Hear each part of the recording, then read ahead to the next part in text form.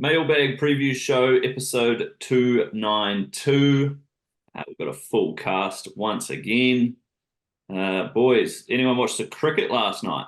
Yeah, Yeah, I did. actually, well done. Full credit to you for bringing that up on your own. You've got me Yeah. there. I was keeping that up my sleeve. Sounds like Peter was too. Sneaky Pete. Well, Isn't I T20 was. awful though in the scheme of things? Like, I mean, it's honestly like it's good when it's good, but when it's bad, it's absolute dog shit. Yeah, but it's better than watching maths. Oh, It was. excuse me. I was we did the last we had to do stages of the Early Crow podcast and it was like on while we were doing it Oof. and I left the house where she was watching one of those shows. I just thought, how good is it that we'll be able to watch cricket for so long this summer? And the test is about to start. Yeah, test is going to be far more interesting. We'll see where we're at. We didn't get any guide beating up against the blind school over the summer, so Kiwis have been a very consistent side for the last 6 years or so. Yeah, 10 years. and Peter, often very, very green decks. Oh, Nippy we little like numbers. like a green deck, don't we? Yeah, yeah, yeah. A bit of life in it. Yeah. Classic white Kiwi stuff. You can't trust what it's going to do early in a test match. What about when he flicked that ball off his pads with 3 to go? He just flicked a full toss for 6, hit the boundary rope thing on the full. Yeah. That was amazing. It was an He's a enjoyable massive watch. unit. He's bigger than Mitch Marsh. Yeah, he's a big boy. It was an enjoyable watch. I thought, I thought we had it won really, but apparently not. Oh well. Anyway, Speaking of cricket, yeah. because I watch old cricket on YouTube, I caught this delivery of Wasim Akram bowling to Viv Richards in the 43rd over in Australia. Sort of when Viv was just about to finish, and amazing, worth a watch. Viv decided that he probably was getting too old for the game afterwards, but he just kept his eye on the ball and ducked this bouncer that was I thought you were incredible. going down the Imran Khan line there, Rob, for a second. No, it was yeah. Imran would have been on the tour. I remember watching it as a kid. Richie Richardson, great West Indian team, but yeah, 2020 is dog shit. You're better off watching, YouTube. All right. We'll get into the racing after a little cricket preview show there. Bit of a grim preview show tips once again, apart from Rob. He's found Fangirl, who is absolutely pissed in there first up. So we've got Pete up $48. Whoa. Rob now down $70, and Jack and myself down $300. Unfortunately, but that's all right. We'll be back. When are we going to wrap this one up? Just so I can sort of, attack my staking responsibly. I think you said when we're all together. Oh shit, that's close. Okay. Yeah. Sort of mid March, mid to late. How good was Fangirl Pistol? Very, very good. I think I said it in our Discord, or was it your private Discord channel? Shades of very elegant in that Waller somehow has got Fangirl going career best. I don't even know how old she is, Rob. You'd probably be able to guide me there. This is order. Yeah, it's only 5, man. Yeah. It looks for all money like she's going to be winning a grand final this prep, whatever that grand final is. He does have a habit of getting them going better and better the older they get, the grouse mares. Yeah. This is a grouse one. She's athletic one. She's not a big tank. I usually prefer the tank, so she's never really one of mine as a younger horse. She's not the original Panther, is she, Rob? No, that's we're going back years for that one. That was like a Group 2 Waller or something. What was it? He's had a few. I actually quoted 2 Panthers on Saturday for Waller. The Switzerland thing that got up, and Fangirl was the other Panther. Fascinating ride, that race. I mean, I just can't understand. I couldn't understand in run why T Berry gave J-Mac the OSL and sort of restrained his and then had to go around it. I thought that horse was a good run. And the colt that you mentioned on our review pod, the done deal for my mailbag clients, that done deal colt, he could be pretty special. I thought we weren't going to give too much away on this preview. Should have seen him, Peter. He gave away everything on Monday's review spot. Now look at him. I'm regurgitating what we said, and he's pulling me up. Yeah, well, you pulled me up. All right. All right, we'll get into the racing on Saturday. We'll start with Rosehill. Have a look at a couple of races at Rosehill. We'll start with race 7 at the Group 2 Millie Fox for fillies and mares over 1,300 metres. A couple of decent ones returning here. Zugotcha, Vienna Princess, Lady Laguna's come up the short favourite. Rob, firstly, Lady Laguna, 3 on the trot. Hard to beat. You'd think so. Mare in form, old saying. Zugotcha never Panther. it's sucking me in. It's got form around. I think I'll have to be on it for mental health, but it looks a tough race. Anything could win. We could get, no rain. We could get 10 mils. It's hard to bet at this stage. All right. Vardy's going really well. Look at that. He's going for 4 in a row as well. Any thoughts here, Pete or Jack? No, not particularly. This meeting has a lot of variability to it. As Rob said, there's a bit of rain forecast around. This race, you've got 5 first up horses to contend with. I would be more than happy to follow Rob's read here of a few of the Wallace stable anyway. As he pointed out, Fangirl was so very much ready to go first up there, wasn't she, Rob? So if there's something similar there, especially with a horse like Zugotcha, who does appreciate a softer track, that's probably the way if you find it. Well, You worried about the inside draw though? No, not really. Yeah, she's got tactical speed, when they want to use it. J-Max on. Every chance she could actually sort of one off the fence here from gate 2 on the outside of Renaissance Woman. So I think that's probably what they'd be looking to do. It does look very much a yard race. And speaking of late mail, what did you do last night, Pete? How'd you celebrate? I mean, you had to get through 12 of the best there at Ascot. Kicked off at 4 Sandown. It made me feel uncomfortable and disorientated, to be honest. But, I feel like we invented the Dutch Rudder and we're going to Dutch Rudder you right now. One of the great sets all time, midweek. Yeah, we talked about it, Rob. I told him, I said, get this set. You get 12 races of value. There's 7 out, 19 back, something like that. It was fat. What'd you do last night? You cook a little dish or did you order something in? No, pizza. Pizza from one of the local joints. Just does a good sort of junk food pizza. The one where it's got the good ingredients, but it's just dripping with grease and oil. Yep. And then finished the episode 5 of True Detective Night Country. So 1 to go. I'm watching that. It's good. Yeah, it is good. Really? Is this the new one with Jodie Foster? Yeah, Jodie Foster's one of the greatest of all time. It's bringing back Is she a bit of a predator in that? Oh yeah, very much so. It's good. Right up your alley. Yeah, exactly. Yeah. So my timeline's telling me it's no good. No Russ Cole anyway. It's like Nathan Lyon coming after Shane Warne. He's the great cricketer, and just enjoy it for what it is. Yeah, and it's linking into Russ Cole as well. There's a couple of little offhand remarks that relate back to season 1, just bringing it full circle. Yeah. See, my ADHD, Pete, didn't let me wait for the episode 5, so I started watching the Vince Vaughn, Colin Farrell one. Yeah, what do you I'm think? going to go back to that when it's filled up a bit more. Yeah. I saw season 2 before season 1, so everyone hated season 2. But if you watch season 2 without seeing season 1, it's actually pretty good. Anyway, people just want the same thing over and over again because it's the member berries. I watched half of episode 1, season 1. I said, this is the best show I've ever seen, just about. And I was getting right back into it because I haven't seen it for 6 years. And then Emma, 8 months pregnant, said, oh, I've seen this. I had to pen that. Anyway, should we go back to the racing, John? Back to the racing. We'll have a best little. What about best show I've ever seen? RIP. You and Mackenzie, Big Keith in the office. Best show ever made. RIP Keith. What do you think of Afterlife, Rob? I'm watching that at the moment. I prefer Derek to it. But not a bad show. All right. I love that show so much, Afterlife, and I love the guy with the beard who's the got the issues, not the postman. I know who you're talking about. But you're a prosy. You're a prosy. Yeah, he's actually better in Derek. See, what I do is get myself a little bit. All Sorry, right. Jono. Oh, Sorry. Let's go the 3-year-old Colts. Exactly. Yep. So Millie Fox, a bit of a yard pitch.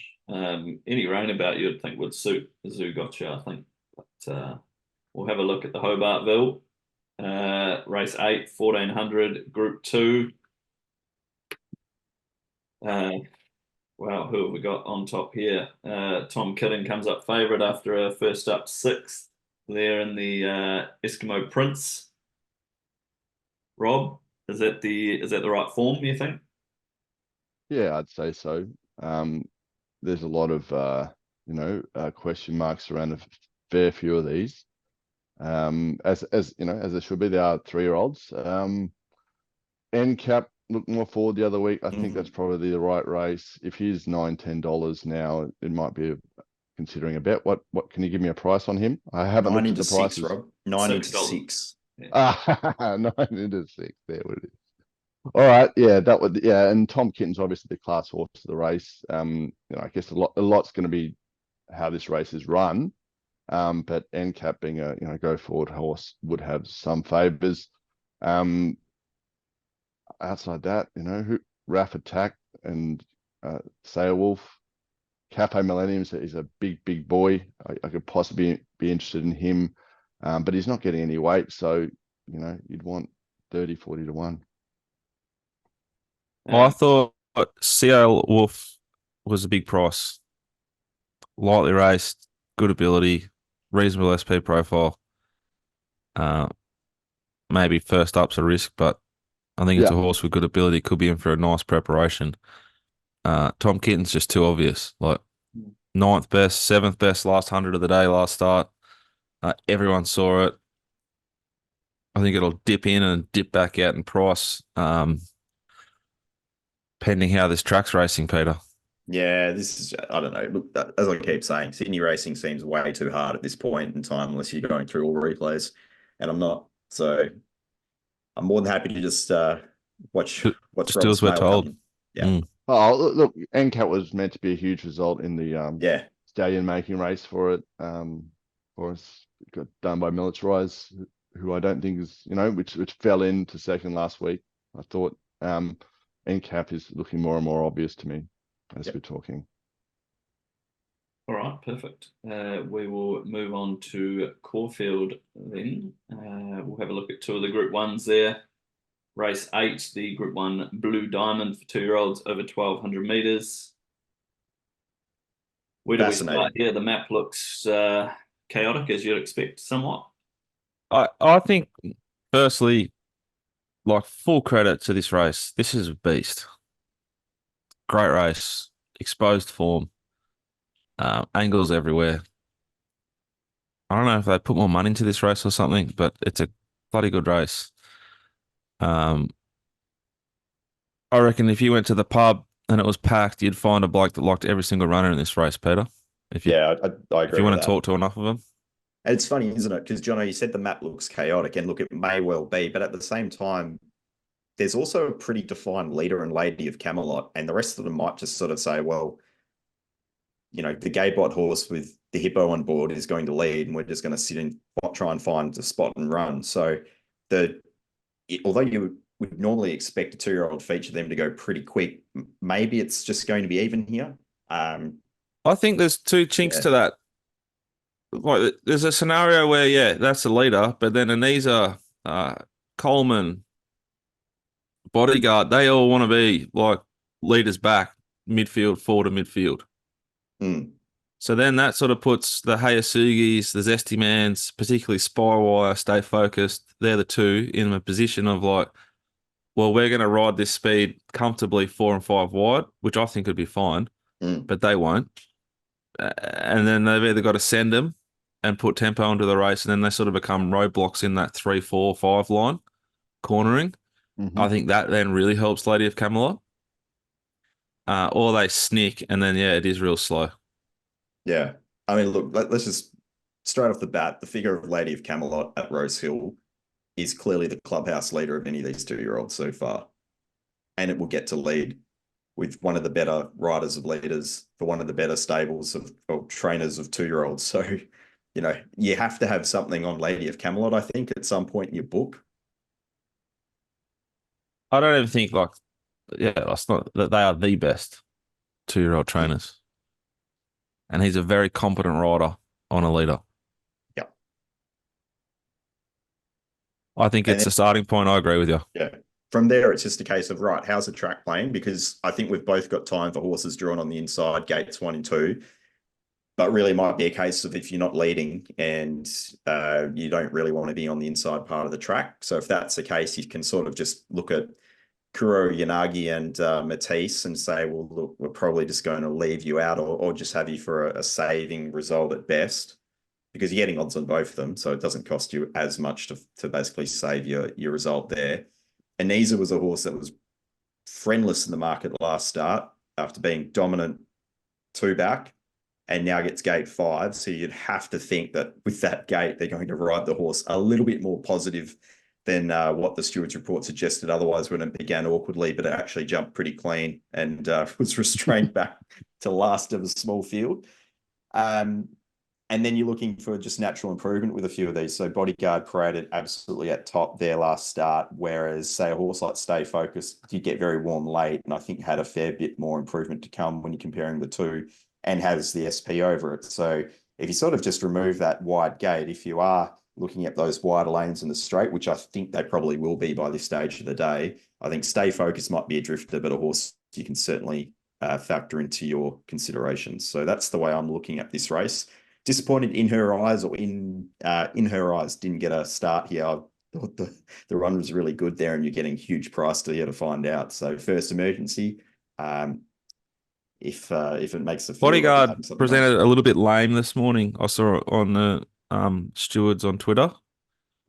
So you live in hope, because they, this is the proper race, so they test them and test them and test them. Yeah. So yeah, I didn't even mention Hayasugi, and really, like, if you've been following Hayasugi so far this prep, I mean, there's no reason not to follow it again. I think it's the one. Like, I lean heavily to your opinion on the data of the tracks. Always have, always will. It's a box ticker, and it gets the PR map. It should be 3 wide, cover, midfield, get its chance. It's a huge price. Yep. Monstrous price. I think Anisa is the easiest bet of all time. Like, how is it that price? I've got no fucking idea how it's that price, just off its SPs alone, let alone its data, let alone it closed identical to Coleman after being snicked last start. Like, let alone its PG Moody. Like, did we say Damien Lane? It ticks every box. You can go back and take out its first Caulfield number, and it's probably the second best rating here. And I've sort of decided to blend them a little bit because it's giving it an unfair advantage, I thought, ratings wise versus some of these. I really like those two, map wise and ratings wise. I agree that if you bet into the race, you just at least have to be not losing on Lady of Camelot, if not winning on it, because it just ticks all the boxes that you need to tick in these big races. It's the right stable, it's the right map, it's got grouse form, and it's Sydney form, which is normally pretty good here. I'm praying to God that we're wrong about this track. And this track, despite being renovated and having a whole year off, is like, Caulfield is so lucky that Moonee Valley exists and is 30 years old. Because Caulfield hangs out with Randwick and Rosehill as far as tracks go. It's inconsistent and it's very hard to figure out. It's an opportunity for you as a punter to hone into a pattern through a day, but it makes it pretty tricky to make a decision to have a bet before a race meeting. Yeah. But if the rail is inferior, which it was disgracefully last time we were there, that really hurts Matisse and your man, Kuro Yanagi. I love those two horses here at the prices, particularly Karanagi. Yeah. I think it gets on a normal fair track. It's the horse I want to back. It's going to probably get the favourites, or it's going to get Lady of Camelot, who might start favourites back. So it's likely going to, it's favourite to get out of the coffin. It was very good in inferior ground last start at Caulfield. The only horse that I sort of not mentioned a lot that's right in the market is Coleman, and I just think he's short enough. I I worry they're going to ride it a bit cold, not panic from the great draw, and end up a pair further back than you want to be, which will in turn do the same to Bodyguard, and I think dampen their chances versus the price they're offering you. I agree. Stay Focused could. I think it'll run a big race. I'd be so gutted if we owned it, like just to draw 15. What are you doing with High Octane? Because that was the horse that was rails in run last start. It was, as you said, it was not the spot to be, especially in the latter half of the card. But an SP favourite versus, a few of these contenders, and it's seemingly on the drift, and it might continue to drift. I think we just have to put a number on it, but I doubt it's going to drift to the number I put on it. I hate the map. What about the toppy from the English race in Sydney? I thought that the run there was pretty good the other day, or is that race poison? Hate the map. The map's disgusting. Like it's putrid. Okay. But so there's no way it can kind of not be. Spywire got numbers that are competitive here, but I just hate the map. I hate the combo. It's the wrong rider for that sort of horse, in my opinion. John Allen does not suit like a wide roll forward horse. I'd like John Allen on like Coleman or Bodyguard, but not on this horse. Which is funny because we're talking about jockeys suiting horses. I really like the booking of Luke Curry for Matisse. I know it's drawn gate 1, but I think, and we've said this a couple of times, Luke Curry is probably one of the better thinking jockeys in Victoria, especially. So if he's sort of getting a read that the inside is off, I could expect him dropping Matisse out from gate 1 and just basically trying to peel off on the turn and looking. Yeah, and there's definitely a scenario, I reckon, where like Coleman and these sort of horses run a race, and he just sort of follows them out. Yeah. Even if he is rails and run for the first 600 meters. Yeah. It's a fascinating race, isn't it? It's great. Like everyone's going to have an opinion. And or Pete, they overreact to the to the rails and runs inferior. Like Hippo edges off, they all start edging off, and Matisse, like it's not like quicksand, it's just a little bit slower and inferior. Yeah. Up the guts. Covers 1,200 meters while the rest of them are covering 1,245, 1,280 meters on the better ground. I don't know. It's a phenomenal race. And I will be betting heavily into it. I want to take a little bit more time to figure out exactly how I'm going to stake it. But yeah, I'm feeling a sort of 4-unit spend, to be honest. And I normally would spend about 2.5 on a big betting race for me. Oh. Why can't Bodyguard back it up, Pete? Seems to get a decent map here. Yeah, I don't think there's any reason why not. It's probably just, I don't know. I'm looking at others to improve more than what he is. He was like tuned right up for that last start. And he was a drifter in the market. So look, the market expectation wasn't really there despite his parade. So would you say, Pete, also it's just the maps? Like the map advantage for me is like Anisa, Lady of Camelot, maybe Hayasugi, then Coleman's going to be sweet. Then Bodyguard's going to be a little bit less sweet than Coleman. So if you want to get stuck in at that pointy end, it's kind of Coleman.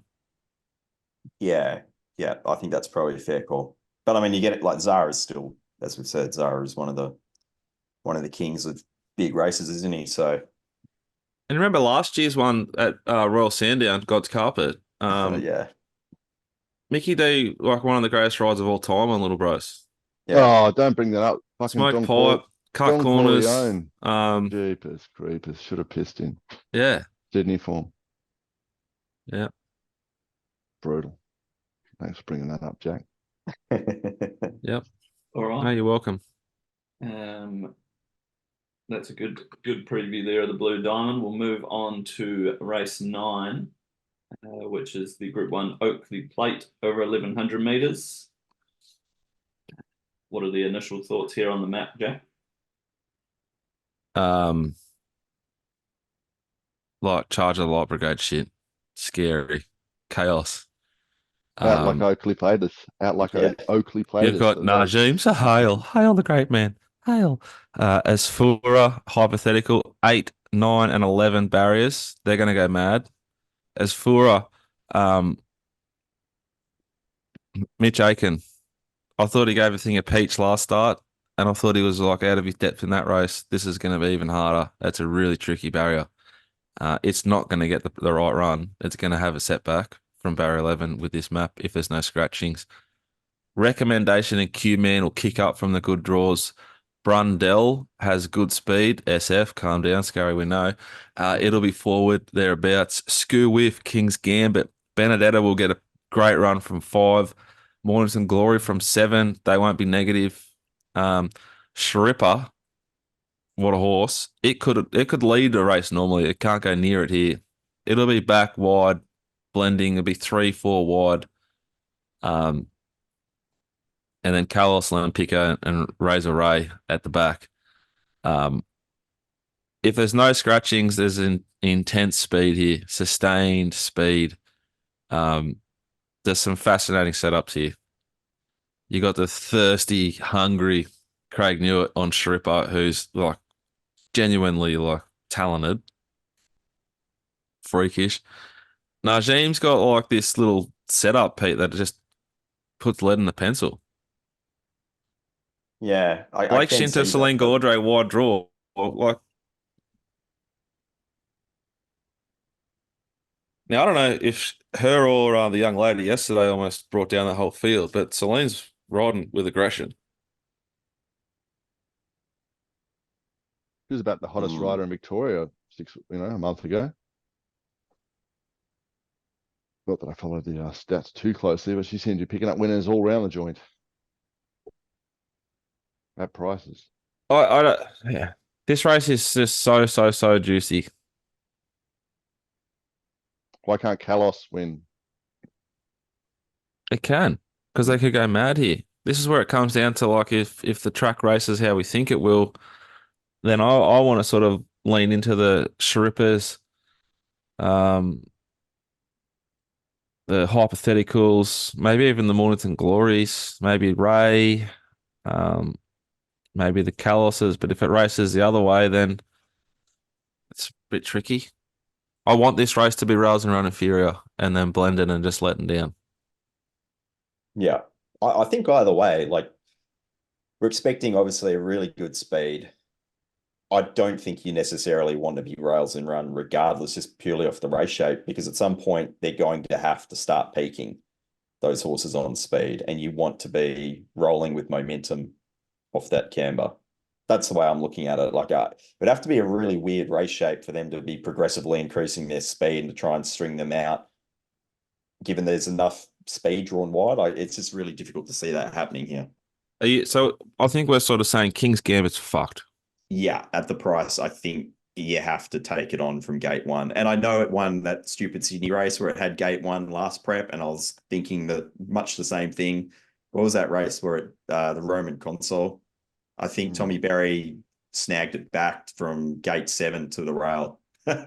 Anyway, I can't see that being necessarily beneficial here. So I really like the setup for Ray Magnerio here.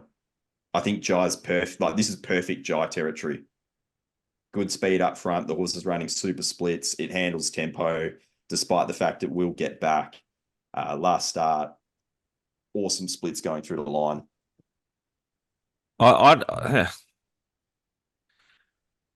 King's Gambit, trialled enormous, has 50 kilos. J Car. Big yard watch that horse. Massive. This race is impossible, I think. Because even Shripper, who's like, I think the sort of spiral horse that wins this race sometimes, sets up well for this race, this sort of horse. Or maybe Ray. But Shripper failed covering ground cornering at Caulfield. But it had a much softer rider on it than Craig Newitt. But because it didn't corner that well, and then when it was more positively ridden, killed him, and then it was really good down the straight. This is very different. So I think I lean a little bit harder to sort of track and trippy horses here, and I don't know what to do, to be honest. Yeah. I've still got time for hypothetical, and I think Dave just drawn outside a couple of those genuine leaders like Naheem. There has to be a chance in hypothetical just sort of blends it into a perfect spot and just went too slow there last start. I think that's fair to say. I don't think the race shape suited that horse. So going back to its previous start at Caulfield, that was a really good figure in fast run tempo. So I guess hypothetical and Ray Magneria are the two I'm gravitating towards here. I'm interested in Najim. I wanted to find Chain of Lightning. Started $7 in this race last year at Sandown on the Lakeside, but that was with Craig Williams. It's got Carleen Heffelon from Barra 10, so no thank you. Yeah. Yeah, I'll just maybe even a horse like Recommendation. 320 last start versus V8. PR. Yeah, maps well enough. And then we're forgetting about Benedetta. That's the one. I think that's a better fresh horse. Here it is first up in a group, looking for a group one. It Mad won speed on. first up a Group 3 last prep, Rob, this track, but 1,200 metres. Well, this is going to be like 1,200 meters. This could be a test in horses. It sounds like it's setting up for horses off speed, and I just have a hard time, Rob. I guess, how is Ray Magnerio, Pete, the same price as Benedetta? They're not the same horse yet. Ray's on an No. upward spiral, but Benedetta's pretty fucking good. Yeah, look, I'd just say match fitness probably more than anything. Although has Ray been up for too long? That's the other thing. This is what 3 runs after a freshen up so far this prep. 5 before that, after another freshen up. This is all its first prep really. So fascinating. I think I'll tip for the show. I'll tip Benedetta, Brunadell, Najim. They're the 3. I'll tip you on the show at the moment. Chances are you're about to lose. For free and confidential advice, call 1-858-858 or visit the website. And chances are that my selections might change by Saturday because I will do my work on this race. Yeah, that's right. Yeah, it's obviously a tough race. I'll definitely say the Kiwi Skewiff can't win. Short of its best, yeah? Well short, yeah. But yeah, our man Gavin Bedgood gets his chance at Group 1 glory. Thought a decent chance. Gets a bit of weight off what was it? Where it ran against last gets a bit of weight off Kalos S4, 5 kilos off, or 4.5. For only a 2.1 margin on those ones. Something. Yeah. We'll blend looks in the map there. well. Yeah. All right. Cool. That'll do us for Caulfield then. We'll get into some best bets. Any more TV show stuff? No. Okay. No more TV recommendation. Has anyone got their best bet ready? Yeah. Pete. Race 4, Caulfield. Oh. Yeah. Hang on. Great. Let me guess. All right.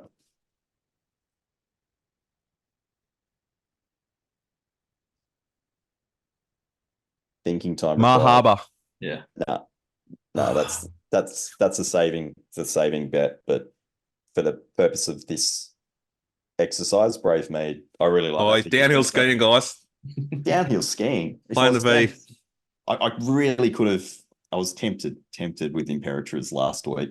What do we think of Imperatriz, by the way? That first up. Oh, phenomenal barrier trial. What? Just one of the great barrier trials of all time. Yeah. Fancy giving that horse just a soft lead and thinking you're going to run past it in a Group 1. Yeah. Fascinating map, wasn't it? Yeah, Brave Mead, it was a super performance there first up off the freshen. You could argue that's as good as that horse has ever gone. Versatile map, Blake Shin, Seamar, blah, blah, blah. I think there's a lot of just horses that don't set up great here that are still single figures. They're either going to be back or on the rail, or they're inconclusive at best from what they've produced, whereas Brave Mead's a far more consistent conveyance. So What, $3.30, $3.40 or so? Happy to back that. Locking that in or looking at SP? He wants to say half. You can't do it. Nah, locking it in. Maharaba's beat it twice and when they've met. Yeah, that's okay. If Hello World gets out to $30 Betfair late, I wouldn't lose on it. All right. Rob, have you got the best bet lined up? You're on mute there. Yeah. Look, I've been chopping and changing. I was thinking about doing the 2-year-old Blue Diamond as I can't find a winner in Sydney. But I think I might go with the Oakleigh plate, 3-bet play, all runners on Benedetta, Kalos, and Ray Magnilio, 0.333 on all those three. Are you allowing this? Yeah, well, same race. So I don't know. Up to you. Yeah, it's the same, right? Why not? Come on. Sydney looks impossible unless you want to give me $8 end cap, which is I think probably around. I think that should be fair. Is there $8 available? I'm not a bookmaker. Well, there probably will be on the day. I don't know. Give me give me something. Peter, you're the boss. Are we allowing that? I'll give you your Oakleigh plate. What were the numbers again? Or what were the horses? Benedetta, Kalos, Ray Magnaria. 8, 1, and 14. All right. Thank you, boys. I'll accept it. All right, Jack. Fastest lot 200, 100 of the day last start. SP Profile Elite. Lovely horse. A beautiful mare. One of the only mares that can run by this stallion. Yendel off, J Car on. Race 2, number 13, Kin. Oh, It'll get complete PR for the first time in its life. Goodness, it's going to be it and Midtown Boss down the straight. Hopefully Midtown drifts, and I'll be on both. But it's $7. Give me Kin. Oh, that horse is foul. I'm sorry. Sorry to connections, but not really. I don't know if they'll be listening. Yeah, I definitely don't. It's just, yeah. All right, Kin it is. I'll go to a Group 1 in New Zealand at Otaki race. The Otaki Classic there over a mile. Of course, you're well familiar with Jack and Pete mostly. Aegon was very good first up in a Group 1 here. Over a mile, drew 17, got back to 17th, flew home for 4th, weaving a passage there, beaten 1.4 lengths. That was 1.4 lengths to the favourite of this race, Desert Lightning, who beat Legato last start, who has since won a Group 1. I just thought the Aegon back to a mile, some of its form in Victoria around Mr. Brightside, Alligator Blood, Tuvalu, some very good horses. Draws well in 5, probably still gets back, but a much smaller field. I think it can get to the outside and be winning at $9. Who's the favourite in that race, Jono? Desert Lightning. So that's the horse that beat Legato on Karaka. Yeah. I think it is hard to beat, but it won't get a soft lead or anything. There's a couple here that'll go forward with it. So I thought it set up nicely for Aegon, and there is a little bit of rain around, which will only help his chances, I thought. Very nice. Beautiful. All right, that's the Mailbag Preview Show, episode 3042.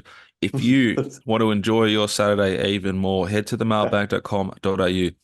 Bet in Sydney, let Rob hold your hand. You get an update on your app, 5 minutes for each and every race, a yard, preview, plus staking, accountable betting advice. And if you're sick and just want to keep betting all day long, get Pistol Stuff.